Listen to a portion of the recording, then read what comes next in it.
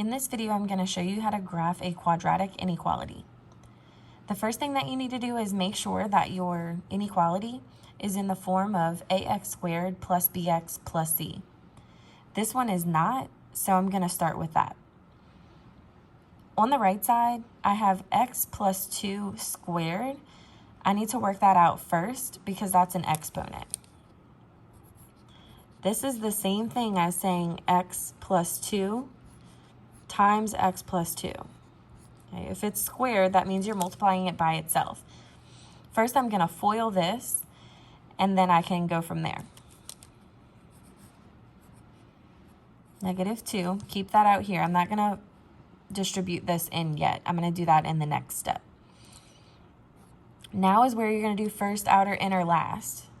Okay, multiply this term times your x and 2. X times x is x squared. X times 2 is 2x. Now I'm going to keep that in mind because if I have 2x here, the next thing I need to do is distribute this 2 to the x and 2. So this was x squared. X times 2 is 2x, and then I have that again. 2 times x is 2x.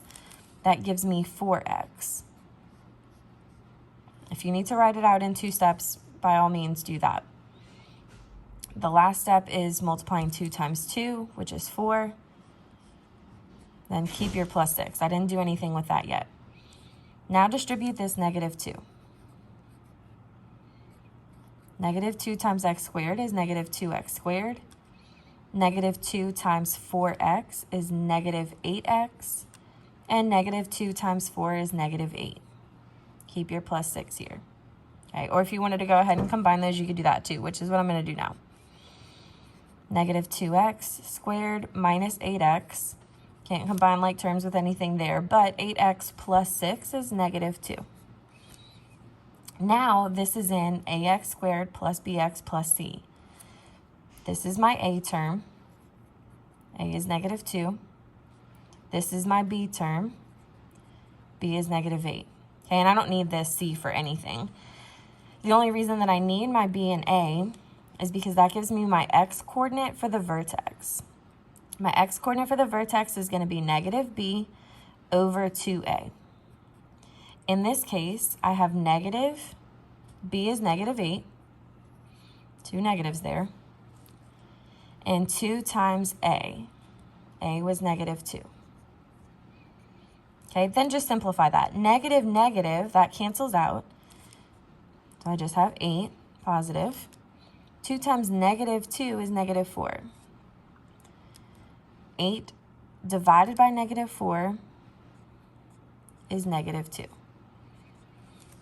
Okay, that's the first step.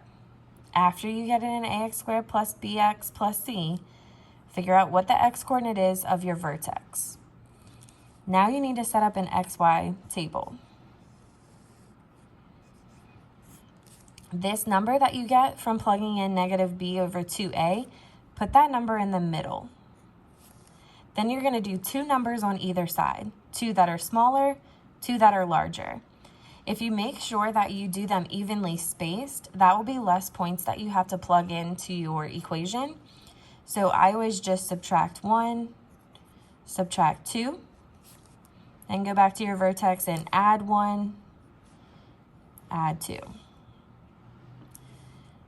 First thing I do is plug in my vertex point to figure out what y would be.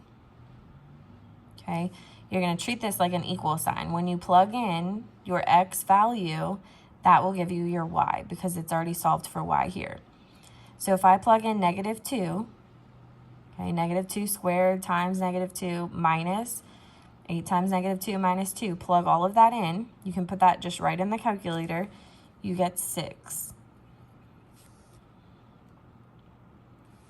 Pause the video if you need to check that and see how to do it. That is going to be my vertex, -2, 6. So I'm going to go on the graph, -2, 6. That's my vertex. Okay, from here, because I picked one point on either side of that, and they're the same distance apart, You only have to do either the top two or the bottom two, plugging them into your equation. Whatever I get for -3, it's going to be the same for -1. Whatever I get for -4, it's going to be the same for 0. That's because all of these quadratics are going to be parabolas for y'all, and they are symmetric, meaning that it's the same on both sides, okay? One side is just a reflection of the other. If I plugged in -1, okay, I'm plugging in -1 here for x and here for x. That will give me my y value, and it turns out to be 4. Now remember, 1 away on this side was 4, so 1 away on this side is 4.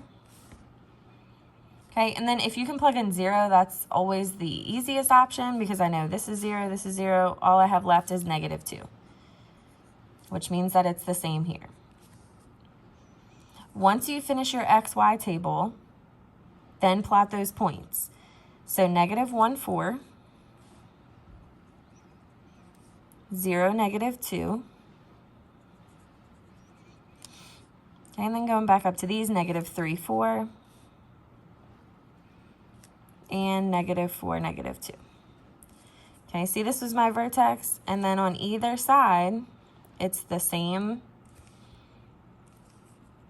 Also, be careful with this. Before, I almost just drew a solid line, but I need to make it a dotted line because there's no or equal to.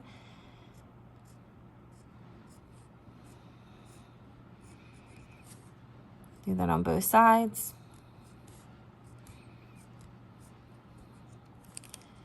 Now to shade. Okay, this says y is greater than. Okay, y is greater than. So don't think of it as inside and outside where you're shading. Make sure that you're looking at this and thinking greater than or less than. For linear inequalities, I tell y'all to go by your y-intercept. Okay, for quadratics, go by your vertex.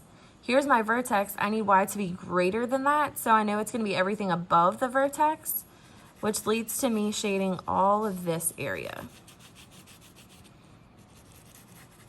Okay, so anything outside of this parabola is a solution for this one.